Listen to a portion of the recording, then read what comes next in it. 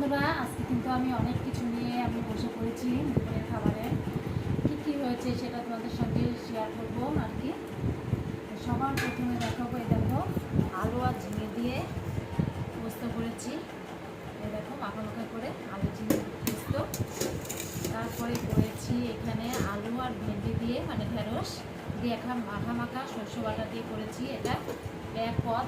আর এক পদ করেছি এখানে ঝিঙে ছেকচি বলে অনেকে, ঘন্ট বলে অনেকে, সেরকম করেছি। আর করেছি এখানে পরে দেখাবো, এটা দেখাবো। এটা হলো আমার ছেলের প্রিয়। এই দেখো মাছের মাথার ডাল, ঠিক আছে, গাঢ় গাঢ় করে বেশ করেছি। এই দেখো আমার ছেলে এই জিনিসটা হলে আর কিছু লাগে না। এদিকে মাছ খাবে না, কিন্তু মাছের মাথা এইভাবে যদি রান্না করে দিই ও বেশ তৃপ্তি করে খেয়ে নেয় ভাত। এটা করেছি। আর করেছি আমি এখানে বেলে মাছ আছে, আর একটা আছে কি কি মাছ জানো? কি মাছ? গোলে মাছ, গোলাই মাছ না কি বলে, দুই রকম মাছ আছে।